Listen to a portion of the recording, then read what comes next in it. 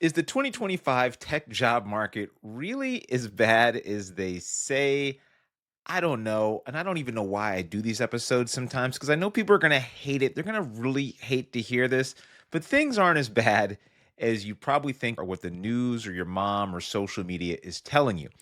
Right here is a chart that I want to get into. This is not a chart full of tech jobs or how AI has decimated the job market. This is actually crime statistics because I think there's an interesting parallel between crime statistics and the tech job market that I'm going to get into. So, if you asked a person on the street, when do you feel was a safer time in the US? 20 years ago or right now? They're probably going to say 20 years ago, probably was much safer, right? And that couldn't be farther from the truth. Crime has dropped dramatically, right? And then when we think about how people perceive crime, we see that people actually think it's trending upwards when in reality, it's at one of the lowest points it's been in a long time. Now, what is causing this like cognitive dissonance here?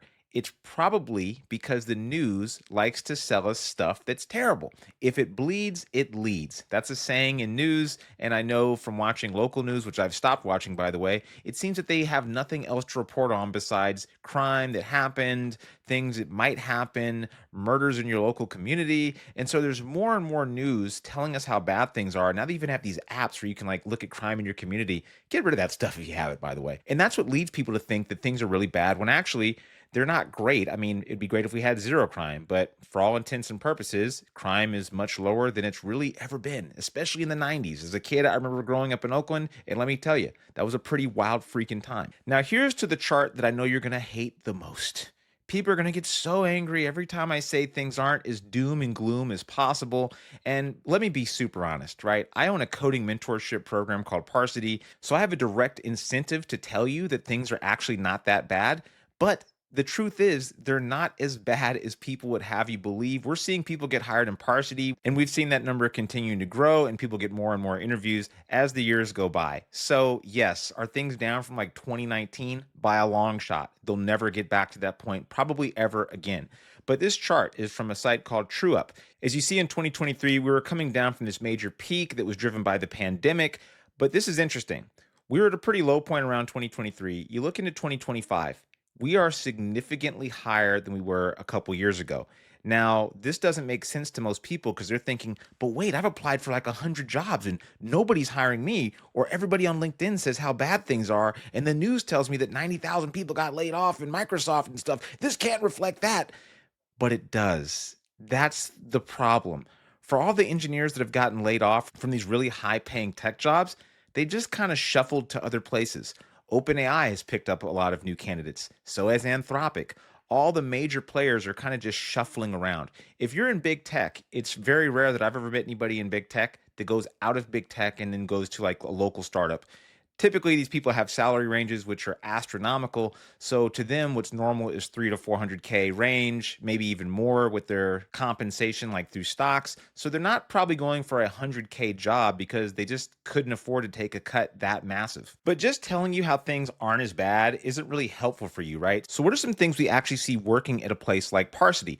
Our students, by and large, come from non traditional backgrounds, whatever that means. Basically, they don't have CS degrees. Some do. They still find it to be a very difficult market. Newsflash, it's been a difficult market since 2013. It's been a difficult market forever. Finding a job is weird, right? Resumes don't really work. It's more about who you know than what you know in many cases. And as a software engineer, it's kind of half and half, like who you know and what you know are equally important. So let me tell you some things that we see working. Waving the white flag on social media.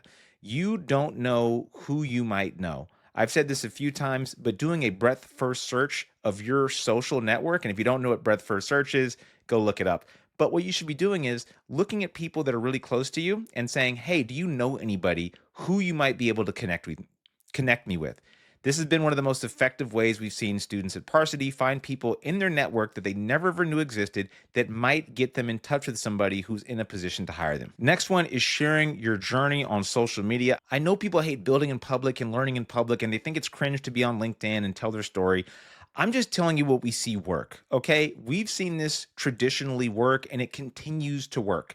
I actually was kind of against LinkedIn when I first started coding. I'm like, I'm not writing anything on there. I'm a real software engineer. Why do I need to write on LinkedIn or tell people what I'm doing? That's for influencers and stuff like that. And lo and behold, now I've become somewhat of an influencer, one for my business, and two, because I actually personally enjoy writing about this stuff. I've been writing about tech for years and coding, and it's helped me out not only to organize my thoughts, but it's introduced me to a lot of great people out there. Now, this is a bit interesting. We've seen a few students recently get hired based on posts that were not really technical. They were posting a lot, but it wasn't technical. And I think this shows a fundamental change in how LinkedIn is being used by people. People aren't just going on LinkedIn because they want to scroll and read about the cred app you made or read some chat GPT generated junk with a rocket in it. They want to learn about you as a person. They're there to be entertained.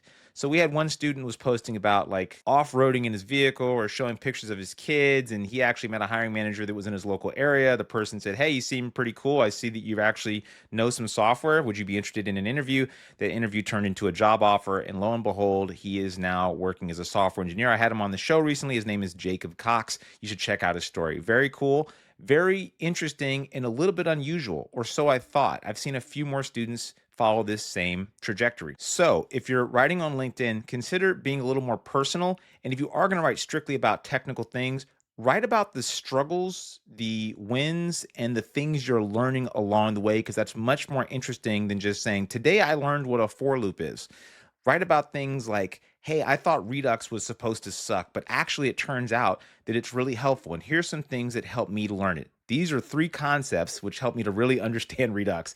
Use that, rephrase it however you want to talk about things that you think are interesting or things that you actually are struggling with and learning. And that's going to make you seem much more interesting and have more people actually want to read what you're writing. And lastly, you can hate me again for this one, but you cannot suck at doing the thing, right? If you don't have a strong technical foundation, you could do all this stuff and not get hired either. And I do kind of get a bit annoyed when I see people that have this attitude as if, like, hey, I've applied for a million jobs. And then sometimes I'll even meet them. And these people tend to be fairly arrogant or have a really emotional response when they hear stuff like this.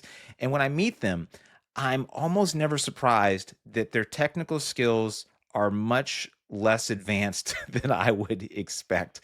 Or look at their GitHub or something like that, and I see that they have basically zero contributions. They haven't really kept up or been consistent. They don't really know they can't do something basic like write a React component. They can't even do something simple like, hey, map over this array full of objects and like print out some sort of key or property value. They can't do these things, and I hate to tell you, that's not going to get you far. The era when you could basically vibe your way into a coding job is over, and it's been over for a while. Even during the hiring spree that we had, that just means more companies were desperate to hire people, so they absolutely were lowering the bar. But gone are the days when companies were so absolutely desperate that they were basically saying, "We just need warm bodies." That is not the case anymore. So you cannot suck at the thing. So get decent at coding. It doesn't mean you have to be a genius or even be like way above average. It just means have some pride in the code, know what you're doing, know the basics of the coding language that you're using, know some basic design patterns and some principles that are going to help you code better, and like build stuff on the side without the help of AI. Because during your interview, which is the door between you and employment, you're not going to be able to use those same AI tools for the most part. You're going to have to be able to defend what you're writing and write code in front of somebody that does this as their job all day long. I hope that's helpful. I know people are going to probably hate me or say all these statistics are wrong or how everything is going to hell because of AI and no one's going to get a job and their friend got fired and hasn't found a job in 10 years. I don't doubt any of these things are happening. And I feel bad for people that really do have these experiences. Are these the norm? Of course not. Do people with the most outrageous stories tend to get the most attention? Absolutely. Do with that information what you will. And I hope this is helpful. See you around.